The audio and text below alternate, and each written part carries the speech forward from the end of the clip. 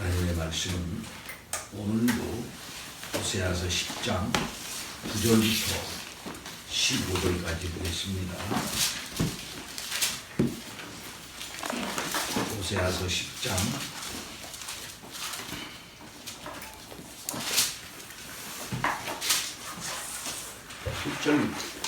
9절부터 15절까지. 이스라엘아, 네가 기브아 시대로부터 범죄하더니 지금까지 죄를 짓는구나.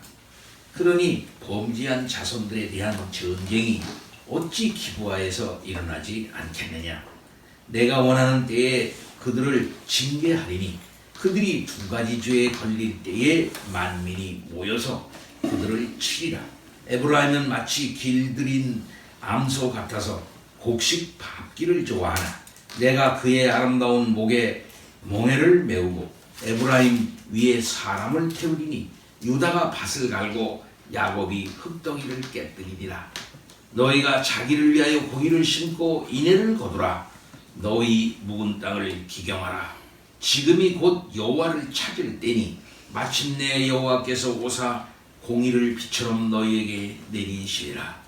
너희는 악을 밭가라 죄를 거두고 거짓 열매를 먹었나니 이는 네가 네 길과 네 용사의 많음을 의뢰하였음이라. 그러므로 너희 백성 중에 요란함이 일어나며 네 산성들이 다 무너지되 살만이 전쟁의 날에 벳 아벨을 무너뜨린 것 같이 될 것이라. 그때에 어머니와 자식이 함께 부서졌도다. 너희의 큰 악으로 말미암아 베델이 이같이 너희에게 행하리니 이스라엘 왕이 새벽에 정령 망하리로다. 아멘.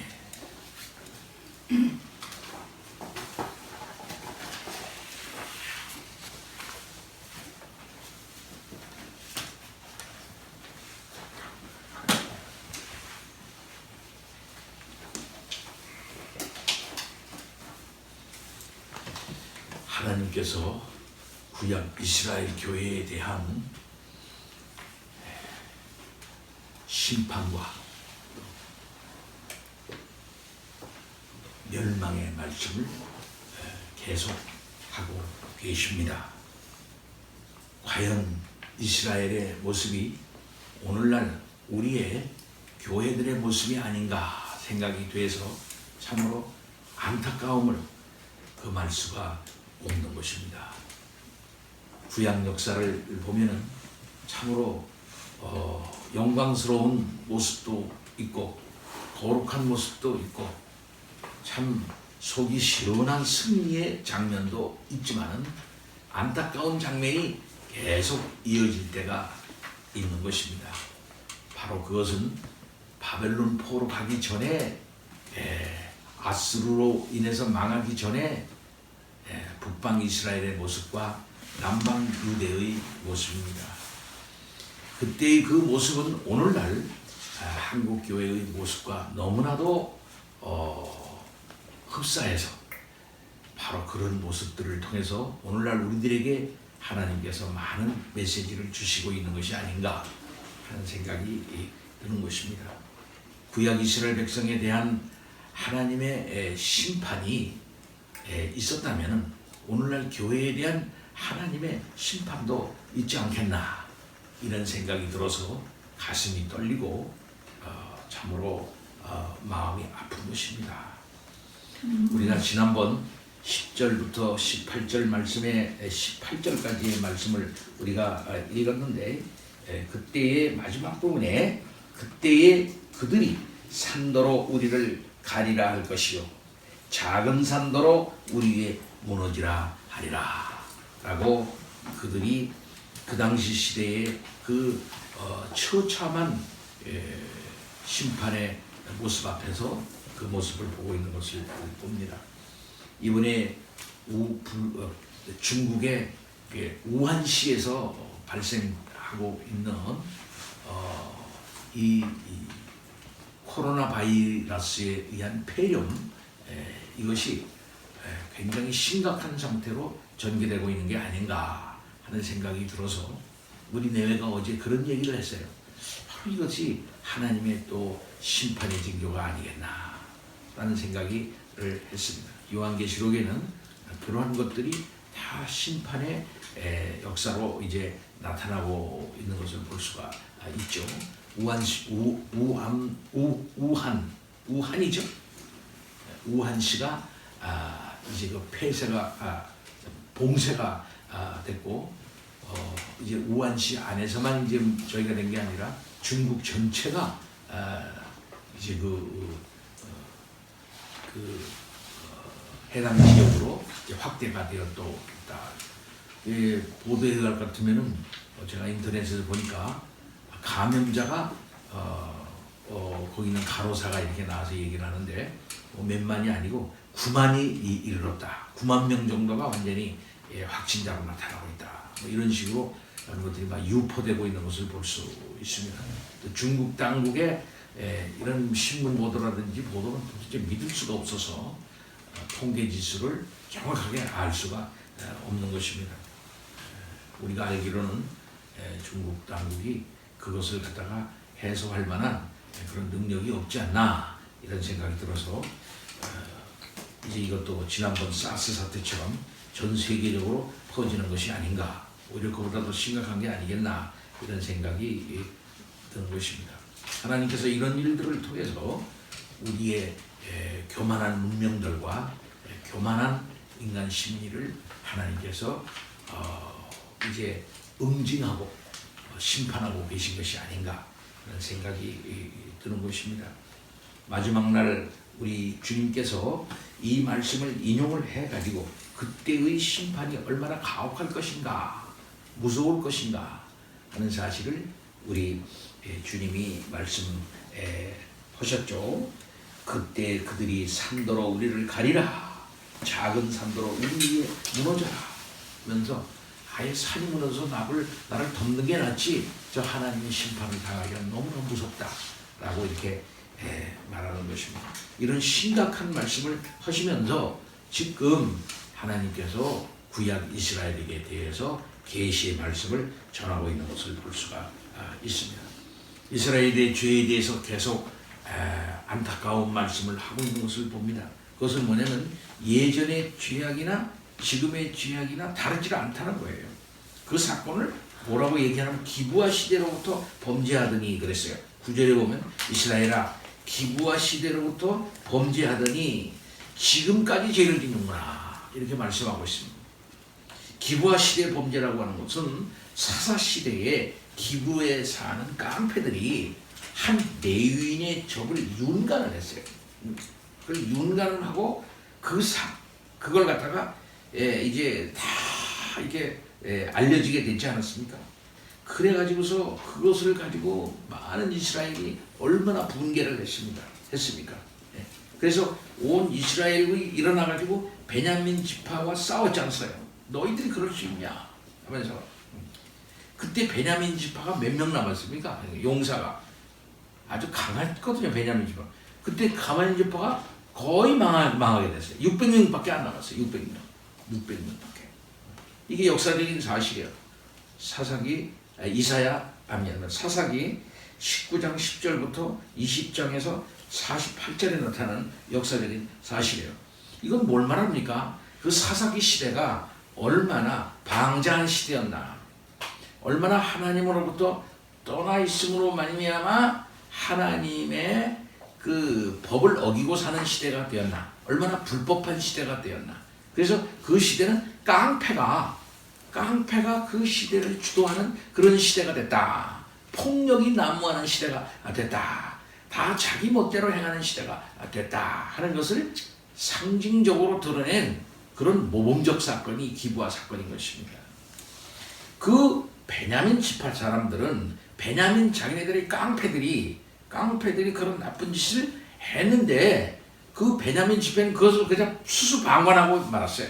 그 베냐민 지파 안에서 그것이 해결돼야 되지 않습니까? 그것이 응징이 돼야 되지 않습니까? 그런데 베냐민 지파 안에서 그걸 응징을 못했어요.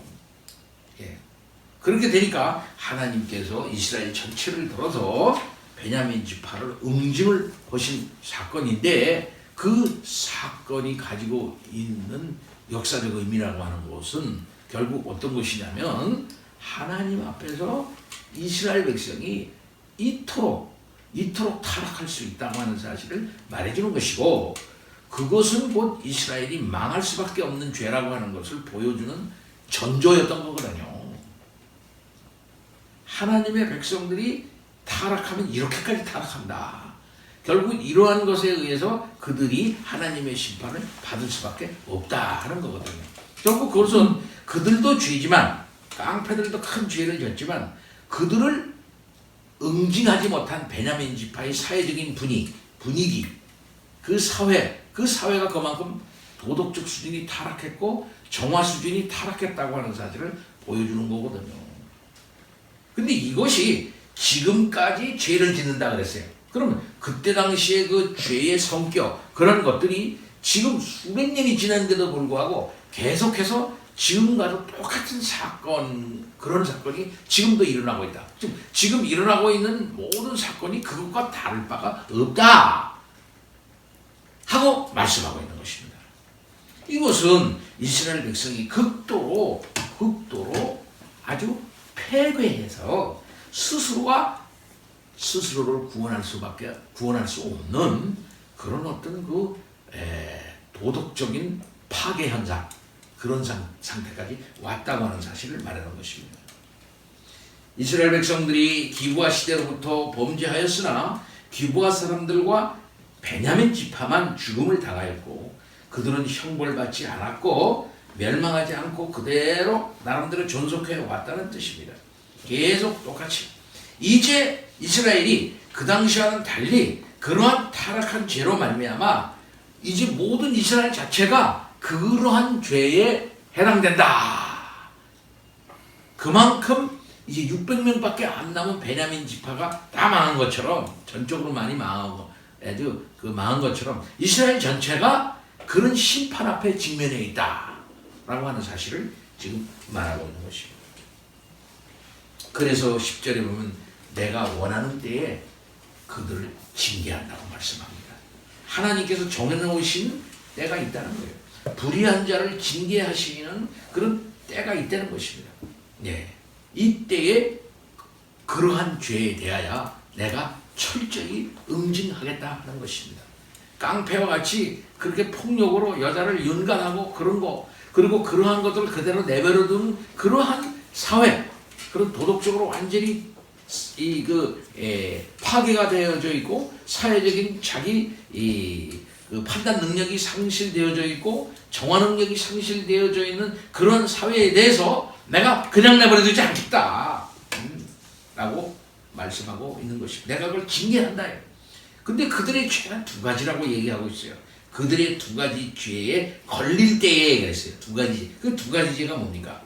여기 많은 학자들이 이런저런 얘기를 합니다만은 저는 이 두 가지 죄를 뭡니까? 우상숭배를 지은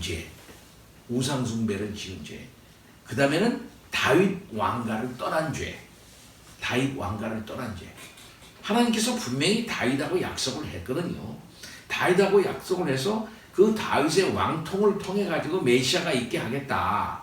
또 다윗의 왕통을 계속 이어나가겠다 하나님께서 말씀했거든요. 그러나 역사적인 상황이 좀 그렇게 된다 할지라도 다 다윗 왕통 편에 들어야 되죠. 그러면은 그죠? 근데 다윗 왕통에 가입한 사람은 두 지파밖에는 안 되고 10개의 지파가 다 북방 이스라엘을 택했단 말입니다. 그리고 계속 그걸 고집했다 이거예요. 그리고 거기에서 유지되어지는 다윗 왕과를 결국 반대할 수밖에 없는 자기 나름대로의 잘못된 정통성을 이어나가면서 베델과 단에다가 거짓 우상을 만들어 놓고 정치 종교적인 그런 악함을 계속 유지하고 있는 그런 정권에 그냥 계속 속해 있으면서 그걸 유지해 나갔다 이 말이에요. 결국은 그들은 우상 숭배에 깊이 빠질 수밖에 없었고 다윗 왕국을 통해서 하나님께서 주시려고 하시는 구속사의 큰 흐름으로부터 이탈할 수밖에 없었다 이거예요. 이게 두 가지 죄예요. 이 두 가지 죄를 하나님께서 여기서 다시 한번 북방 이스라엘의 심판에 중요한 죄로 다시 한번 지적을 하고 있는 것을 볼 수 있습니다. 그 다음에 11절서부터 그 다음 13절까지의 말씀에 보면은 그 농사 짓는 거, 곡식을 이렇게 하는 그런 비유를 통해서 또 이 말씀을 시적으로 하고 있는 것을 보고 있어요. 심판을 시적으로 표현하고 있는 것을 볼 수가 있습니다. 그건 뭡니까? 11절입니다. 에브라임은 마치 길들인 암소 같아서 곡식 밟기를 좋아한다 그랬어요. 암소의 북방 이스라엘을 비교하고 있습니다. 그들은 하나님의 택함을 받아가지고 하나님의 말씀을 잘 받고 율법을 가졌어요. 예.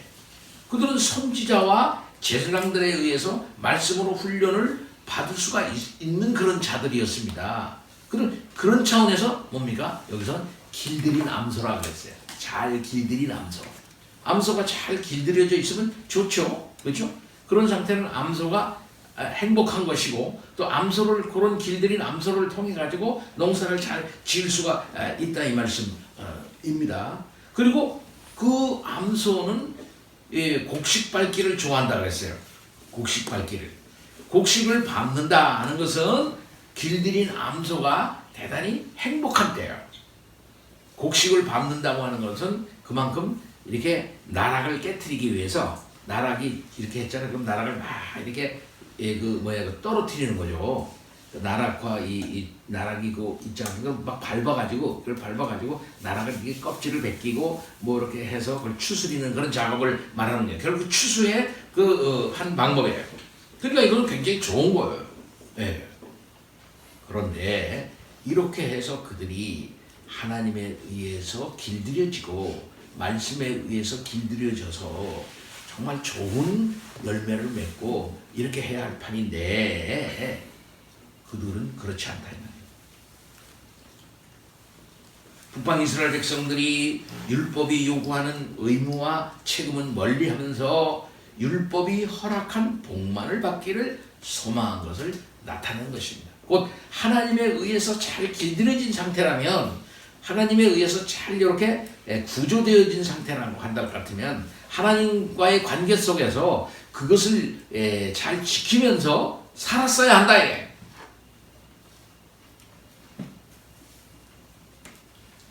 이렇게 해서 하나님이 주시는 복을 누리고 그 은혜 안에서 율법을 그 사회 속에서 잘 실천해 나가는 그런 차원에서 살아야 할 판인데 그렇지를 않았다는 거죠.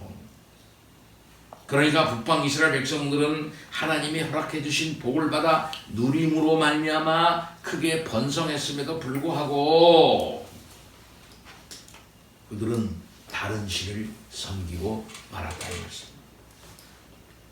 그래서 그 아름다운 목에 뭡니까? 멍에를 메우고 에브라임 위에 사람을 태운다고 했어요. 그리고 계속 뭐라면 똑같이 에브라임 위에 사람을 태우고 유다까지 나와. 유다가 밭을 갈고 야곱이 흙덩이를 깨뜨리리라. 이게 무슨 말씀입니까? 아름다운 목이죠. 아름다운 목. 그게 멍에를 메운다. 이것은 부정적인 의미의 멍에라 이렇게 말할 수가 있을 것입니다. 곧 징계의 선포다 이렇게 말할 수가 있겠어요. 율법을 허락해 주시는 그 은혜 안에서 복을 누리며 나름대로의 그 사명을 감당하지를 않게 되자 북방 이스라엘 백성들에 대해서 징계를 선포하는 것입니다. 곧 아름다운 목이란 북방 이스라엘의 번영과 영화를 상징하는데 그들은 그로 말미암아 교만했어요. 교만했다는. 그래서 그 북방 이스라엘 사람들은 자기네의 번영으로 말미암아 아름다운 목이라 했지만 그것은 교만과 자랑의 의미가 거기 내포되어 있는 거예요. 그래서 여기 멍에는 예속을 상징하는 말입니다. 예속과 매임을 상징하는 말이에요. 또 그 위에 사람을 태운다 그랬어요. 사람을 태우니까 이제 멍에까지 맺죠. 사람을 태우니까 공고한 삶을 나타내는 시적 표현이에요. 이 교만한 이스라엘에게 대해서 하나님께서 징계를 내리는데 그 징계라는 것은 뭐냐면은 몽해를 메고 사람을 태운다. 곧 이방의 포로가 되게 하심으로 곤고하게 하실 것이다. 곤고하게. 예. 또 야곱이라고 그랬잖아. 야곱은 유다가 밭을 갈고 야곱이 흙덩이를 간다 그러니까 야곱과 유다가 같은 말이에요. 서로 대꾸를 이루는 말입니다. 이거 말은 결국은 에브라임, 앞에는 에브라임 나오고 유다가 나오잖아요. 유다는 또 야곱으로 받고 있잖아요. 그러니까 전체 이스라엘을 말하는 거예요. 전체. 12지파 전체를 나타내는 말이에요. 네. 따라서 본문은 남쪽 유다와 북쪽 이스라엘이 포로 생활 중에 겪게 될 곤고한 삶을 예언한 것이다. 이렇게 말할 수가 있습니다. 북방 이스라엘과 남방 유대는 사실상 시간적인 차이만 약간 있고 결국은 하나님의 심판을 받아가지고 아스루와 바벨론에 잡혀가 고된 종살이를 해야만 했던 것이죠. 잘 길들여진 암소 같은 이런 참 보기 좋은 말이죠. 이런 그 암소가 자기의 길을 떠나 몽해를 메고 사람을 태운다. 그래서 종살이를 한다. 이게 결국 종살이를 한다. 이거를 농사의 비유, 이걸 비유를 통해 가지고서 이렇게 그들이 아주 곤고한 지경에 처해져 버리고 말게 될 것이다. 라고 말씀하고 있습니다. 10절 말씀입니다. 너희가 자기를 위하여 공의를 심고 인애를 거두라. 예. 하나님의 심판이 선포된 북방 이스라엘을 향하여 선지자의 간절한 권면입니다. 공의를 심어라. 그리고 인애를 거두라. 너희를 위해서 그렇게 해라 이거지. 너희가 진정 이러한 상태에 있는데 너희를 위하는 게 결국 뭐겠느냐? 공의를 심고 인애를 거두는 것이 아니겠느냐? 지금이 하나님 아버지를 찾을 때다. 지금 여기서 때라고 하는 건 적기를 면 지금이 바로 하나님 아버지를 찾을 때다. 세상의 일에는 때와 기한이 있지 않습니까? 무슨 일이든지 그 때를 놓치면 그 일을 성취할 수가 없지 않습니까? 바로 이런 때, 회개할 때다. 지금 이게 이때가 정말 하나님께로 돌아갈 때가 이때가 아니겠느냐. 이때를 놓치면 안 된다. 이때는 회개의 때요, 의의 열매를 계속 심어야 할 때다. 여호와를 찾는다고 하는 말은 마음을 다하고 뜻을 다하여 하나님을 섬기며 사랑하는 것을 의미하는 것이죠. 그에게 모든 것을 의탁하는 것을 의미하는 겁니다. 그에게 간구하는 것을 의미하는 것이 아니겠습니까? 이스라엘의 의는 바로 이거예요. 하나님을 마음 가운데서 다시 찾는 것입니다. 그런 차원에서 그들에게 말하기를 너희 묵은 땅을 기경하라 이렇게 말하고 있습니다. 묵은 땅이라는 건 뭘까요? 묵은 땅은 다른 거 아니죠. 네? 잡초가 무성하고 엉겅기가 우거져서 거기에다가 이 씨를 심을 수가 없는 땅이에요. 예. 이것은 북쪽 이스라엘 백성들의 영적인 상태를 의미하는 것입니다. 결국 이 묵은 땅이라고 하는 것은 기경을 해가지고 그것을 땅을 부드럽게 하지 않으면 안 되는 그런 땅이죠. 결국 이 묵은 땅이라고 하는 것은 사실 뭐냐면은 하나님의 율법을 무시하고 우상 숭배하고 하나님의 질서를 어그러뜨리며 이렇게 사회적으로나 모든 면에서 악함으로 가득 찬 그런 땅이에요. 그런 마음밭이 바로 이 묵은 땅이라 이렇게 말할 수가 있겠습니다. 그러니까 이 묵은 땅을 이스라엘 백성들의 영적인 상태를 비유하는 말이다 이렇게 말할 수가 있습니다. 심령이 부패하고 완악해졌고 하나님의 말씀을 받아들일 만한 준비가 전혀 되어 있지 않는 마음, 바로 이게 묵은 땅이다. 그러니까 이 묵은 땅은 이스라엘 지금 현재 상태를 그대로 말하고 있는 그런 바로 그런 땅이에요. 예. 이 땅은 그냥 내버려두면 안 되는 거예요. 이 땅을 기경하는 것이 땅을 기름지게 하고 열매를 자라게 하는 그런 첫 단계가 되는 것입니다. 북방 이스라엘 백성들이 선지자가 선포한 이 무서운 하나님의 심판을 이제 피할 수 있는 그것은 어떤 것이냐면 자기네들의 이 교만함, 완악함, 폭력적인 사회, 하나님의 말씀을 이제 다 버리고 이방을 좇아보고 이방 문화에 심취되어 있고 세속적인 것에 만족하면서 그저 자기네는 문제가 없는 것처럼 생각하면서 하나님을 알려고도 하지 아니하고 선지자를 받아들이려고 하지 아니하고 오히려 지금의 사회적인 풍요와 물질적인 이 풍요함을 누리면서 자기네들의 영적인 문제는 전혀 없다고 생각하는 이 참 아둔함, 영적인 아둔한 상태, 이게 묵은 땅이다 이 말이야. 이게 이것은 하나님의 말씀을 받아들일 만한 준비가 전혀 되어지지 아니한 땅이에요. 이 땅은 어떻게 뒤집어 엎어야 되는 거예요. 바로 지금 하나님의 심판이 코앞에 있는 바로 이때에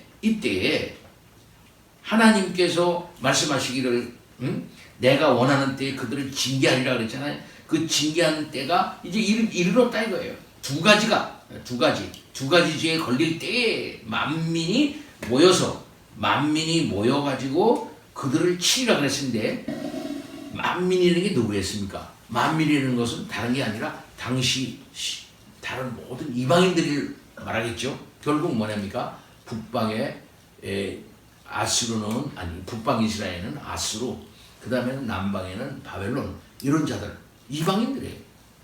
만민이 여기서는 세계 모든 사람들, 이런 사람들이 이런 사람들을 모은 하나님께서 그들을 그냥 내버려 두고 이스라엘 백성들이나 이스라엘 그런 하나님이 그냥 치는 게 아니라 그들을 막대기로 삼아, 이방인들을 막대기로 삼아 완전히 이스라엘을 뒤집어 엎어버리는 그런 때거든 말이에요. 이 때가 멀지 않았다는 말이에요. 굉장히 시급해요. 무서운 때가 됐어요.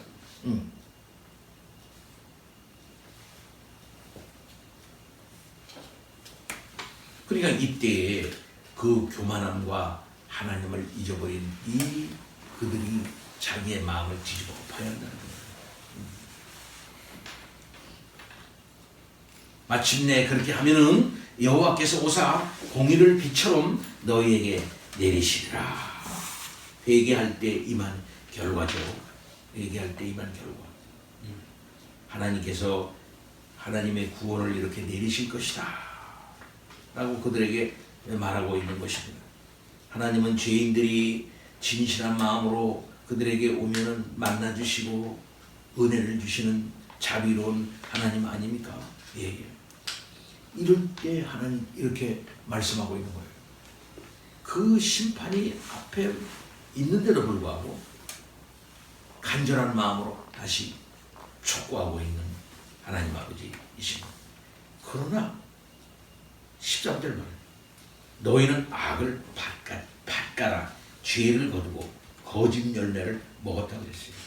계속 선지자가 그렇게 권고하고 회개를 촉구하고 또 하나님의 사랑이 이 호세아의 결혼 생활을 통해 가지고 가시적으로 시청각적으로 나타나면서 그 아둔한 이스라엘 백성들에게 하나님께서 계속 설득하고 있죠.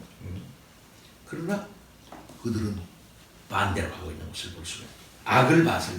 악을 밭가라다 했어요. 죄를 거뒀대. 의의 씨를 뿌려서 인애를 거두는 것이 아니라 악을 밭을 갈아서 죄를 거두고 거짓 열매를 먹었답니다. 네. 북방 이스라엘의 그 행위, 곧 밭 갈고 거두는 행위를 통해서, 이런 농사 행위를 통해서 이스라엘 백성들의 삶이 전혀 선한 것이라는 것은 발견할 수가 없다. 심는 것도 악을 심고 거두는 것도 거짓을 거두는 그런 사람들이다. 그러니까 묵은 땅을 기경을 하고 교만한 마음을 뒤집어 엎고 마음을 다하여 뜻을 다하고 하나님 앞에 나가려고 하고 그렇게 해야 하는데 반대로 했다는 거죠. 반대로 계속 반대로 했다. 반대로.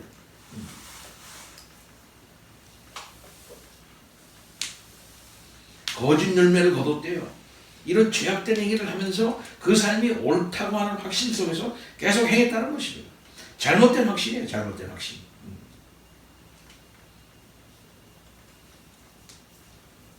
그리고 그들이 믿은 것은 뭡니까? 이는 네가 네 길과 네 용사의 많음을 의뢰하였습니다. 자기가 가는 길이죠. 자기가 가는 그 길, 이게 옳은 거야 하고 자기 길을 계속 고집하는 거예요. 그 다음엔 또 뭐야? 용사의 많음을 의지했다는 거죠. 무력을 의지했다는 것입니다. 무력. 하나님께서 이스라엘 백성들에게 일찍이 가르쳐 주신 그 길이 있는 건데, 율법의 길이 있죠? 그 율법을 믿고 의지하며 나가는 길이 있는데, 하나님께 순종하고 자기를 복종시키면서 자기를 부정하면서 나가는 그런 길이 율법의 길이죠. 그 의의 길입니다. 그러나 자기의 만족과 자기의 생각대로 가는 길이 있단 말이죠. 그 길은 결국에는 자기의 소견대로 살아나가는 그런 길입니다. 그 길은 결국은 교만한 길이 될 것이고, 결국은 선택해봐야 이방 사람들이 살아나갔던 세속적인 그런 물질 만족과 세속의 어떤 그 영화를 꿈꾸는 그런 길일 거예요. 그게 바로 자기 길이야. 그 길을 계속 가는 거예요. 이게 옳은 길이야 하면서 가는 길이야. 계속. 선지자가 회개를 선포해도 선지자를 마다하고 자기 길로 가. 하나님을 섬기고 사랑하고 의지하는 신앙에서 떠나서 내 힘대로 살아나가야 되겠다 하면서 자기네들이 가지고 있는 군사력과 경제력을 믿는 거예요. 예. 이만한 군사력, 이만한 경제력을 가지고 있는데 어느 나라가 우리를 갖다가 칠 수가 있겠어? 우리나라는 계속 나가는 거야 하면서 그런 긍정적인 평가를 해가면서 나갔다 이거.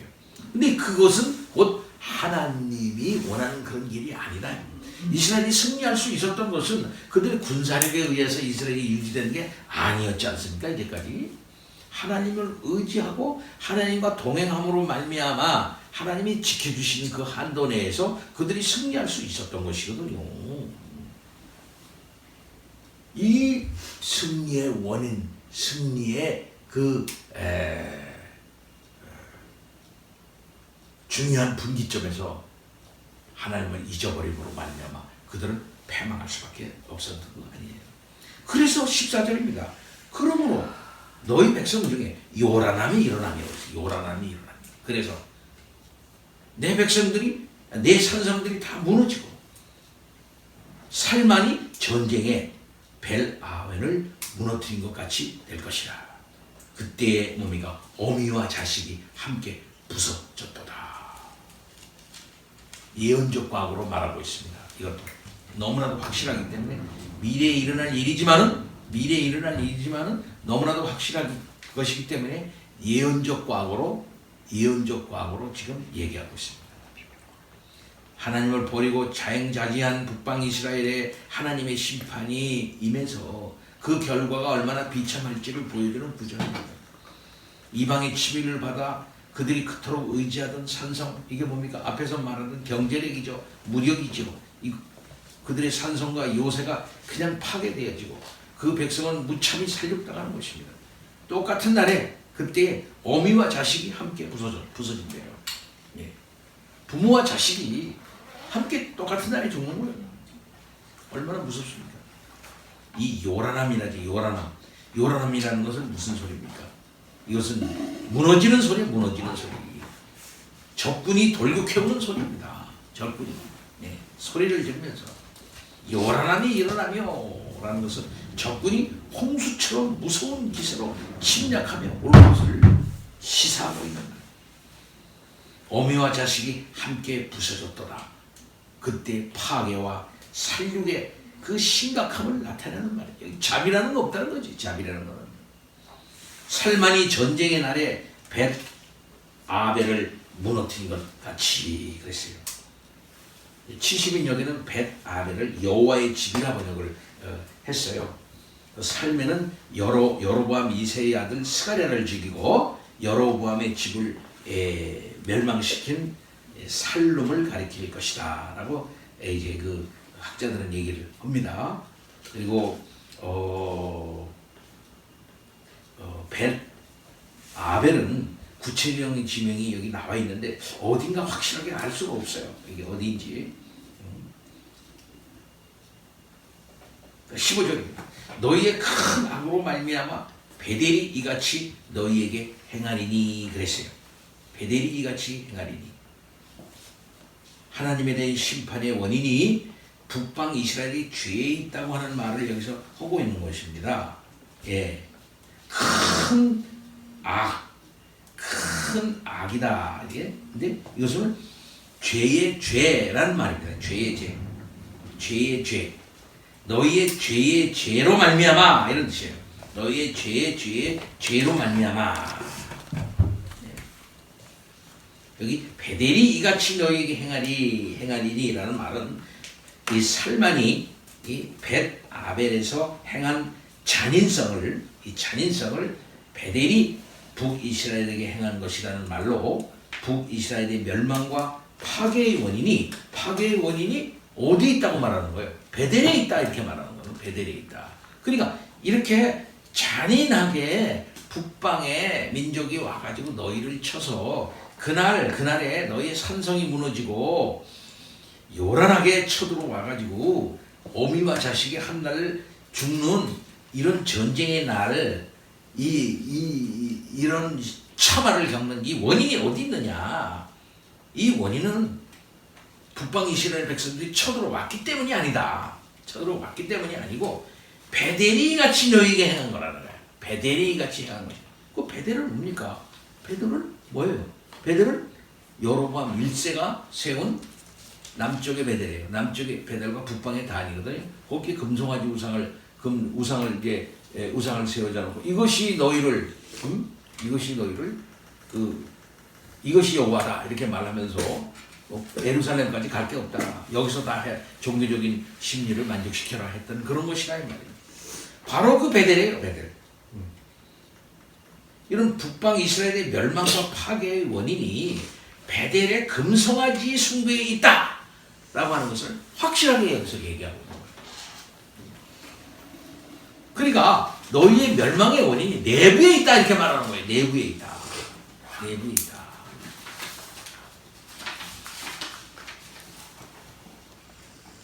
이스라엘 왕이 새벽에 망하리라. 정령 망하리라. 아침에 망한다는 게 뭡니까? 새벽에 망한다는 게 뭡니까? 잠도 덜 깨기 전에 새벽에 망한다. 급삭스럽게 망한다는 거죠. 급작스럽게. 경제 군사적으로 막강하다 한다 할지라도 하나님께서 심판하시면 눈 깜짝할 사이에 그죠? 멸망하고 말 것이다 하는 사실을 예언하고 있는 것입니다.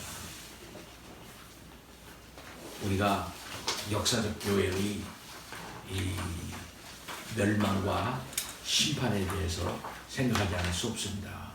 두 가지 상이에요. 소아시아 7교회, 또 북아프리카 교회.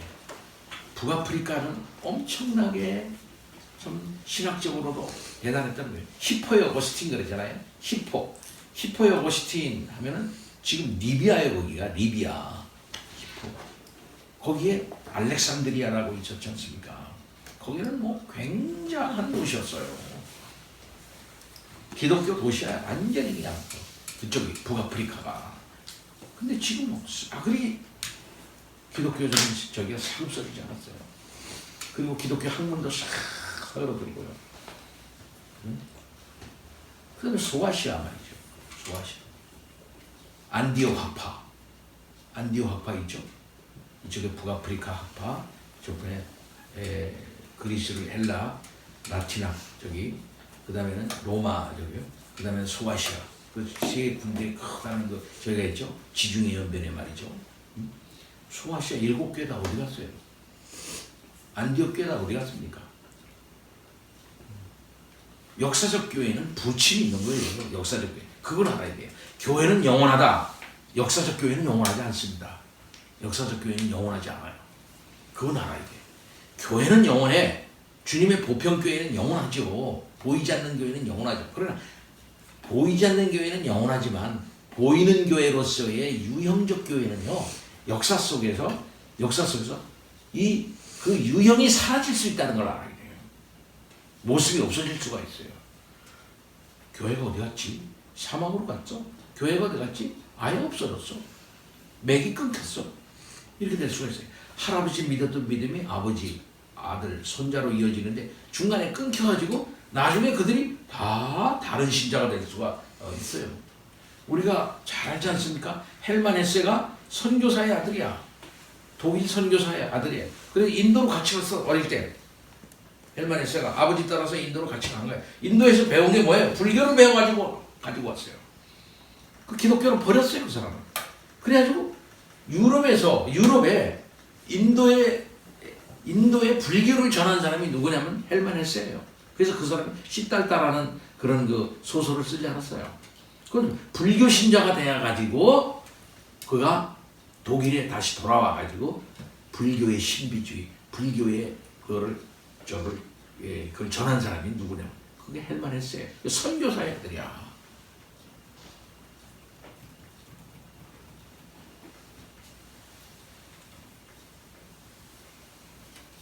대대로 우리의 믿음이 아들과 딸 이렇게 해가지고 전해질 것이다. 역사적으로 교회가 잘 돼가지고 이렇게 그건 오산이에요. 오산이 그렇지 않아요. 역사적 교회는 그 모습이 사라질 수 있다는 사실을 우리가 알아야 돼요. 예. 그건 뭡니까? 하나님의 심판이죠.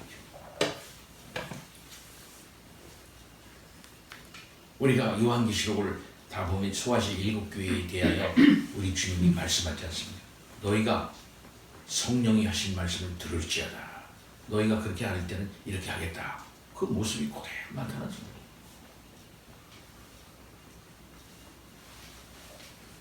따라서 호세아에서 말하는 이 메시지, 하나님께서 역사적 교회가 잘못했을 때, 고집스럽게 잘못했을 때, 선지자가 끝까지 듣지 않았을 때, 결국은 교만한 땅, 자기 길로만 가는 땅, 세속적인 것을 좋아하는 땅 같은 그런 묵은 땅, 하나님의 계시에 둔감한 땅, 하나님의 말씀에도 전혀 듣지 않는 땅, 말씀이 들어가서 탕탕 뛰기는 같은 그런 땅, 가시던 풀이 나고 엉겅퀴가 났음에도 불구하고 거기서 뭔가 이루려고 하는 그런 땅, 영적으로 말할 때 아주 피폐한 그런 심령 상태를 가지고 있음에도 불구하고 자기는 아무런 문제가 없는 것처럼 생활하고 그냥 자기 길만 가는 교만한 이 땅을 그대로 내버려뒀을 때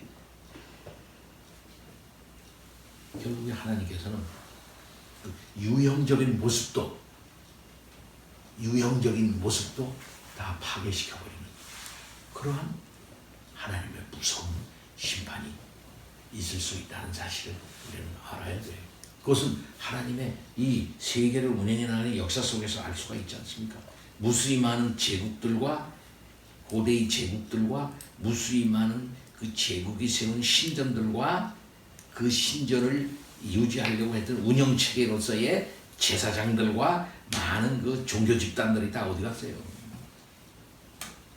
그들의 제사를 지내던 모든 기능들과 그들에게 가서 난리치고 있었던 숱한 많은 군중들, 그 사람들이 다 어디 갔냐 이 말이에요. 하나님의 심판을 받아가지고 다 땅속 먼지 속으로, 흙대미 속으로, 이 풀속 밑으로 다 재미져 들어가지 않았어요 지금. 오로지 하나님의 진리의 말씀만 살아서 전파되어지고 있고, 그 진리의 말씀을 올곧게 믿고 의지하고 그 말씀 따라서 나가는 진정한 의미의 깨달은 자들만 나와서 지금 살고 있지 않냐 말이에요. 유지되고 있지 않냐 말이에요.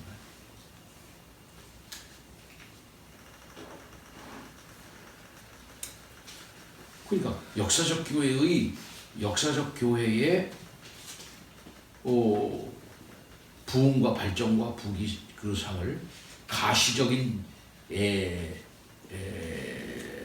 물리적 모습으로, 눈에 보이는 물리적 모습으로 확인하면서 봐라, 이거 나라 발전했어, 대단하잖아, 이게 뭐 대단하잖아, 건물 많이 세워, 대단해, 너 이건 뭐 엄청나게, 이건 영원할 거야, 그냥 더 튼튼하게, 더 높이 세워, 더 넓게 해. 저는 앙코르와트는 가보지 못했지만 앙코르와트의 그 사진들을 보기를 좋아하잖아요. 우리가 보면 그 앙코르와트의 그 상원 그 위에 나무 뿌리가 흙이 있잖아. 나중에 발견 처음에는 몰랐어요. 이것도 다 파내가지고 그렇게 된 건데 보니까 엄청난 그 나무가 그걸로 불을 들어가지고 뿌리를 내려가지고 막 얽혀져 있잖아요. 그러니까 거기 그 튼튼하게 그 벽들 돌 만든 벽들 뚫고 들어가가지고 그걸 얼그러뜨려가지고 무너뜨리고 그러면서 그 나무가 그렇게 자랐는데 처음에 그걸 발견하고 그렇게 했을 때 그 나무 다 자르려고 그랬어요. 사실 다 잘라내가지고 원래 이렇게 뿌리를 다 뽑아내고 이렇게 하려고 했는데 그냥 내버려두자. 더 멋있다. 그 나름대로 좀 더 고색창연하고도 멋있지 않냐. 그래서 그냥 놔둔 거 그런 거예요. 원래는 거 다 잘라가지고 제대로 하려고 그랬어요. 그렇게 망하는 겁니다.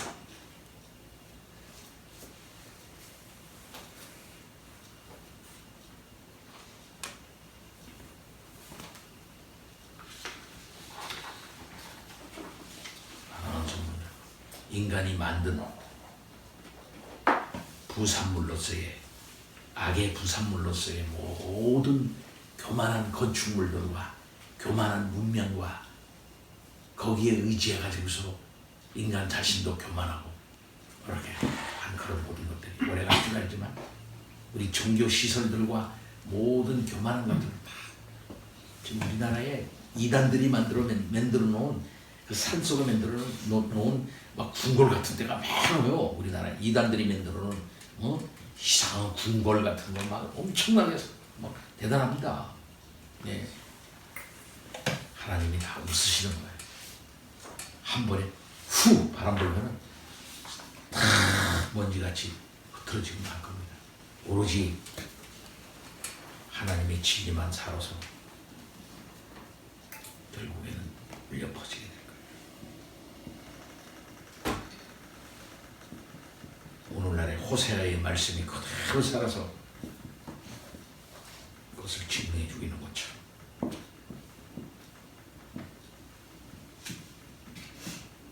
교회가 부흥했다고 자랑할 게 아니에요. 숫자를 자랑할 게 아니에요. 과연 그 속에 인애가 있느냐, 인애, 진정한 언약적 헤세드가 있느냐, 언약적 관계 속에서의 진정한 참된 믿음을 가지고 있느냐, 하나님의 율법 질서를 교회 속에 구조하고 있느냐, 진정 하나님의 말씀에 순종하느냐, 이게 중요한 거예요. 그렇지 않은 것들은 다 묵은 땅입니다.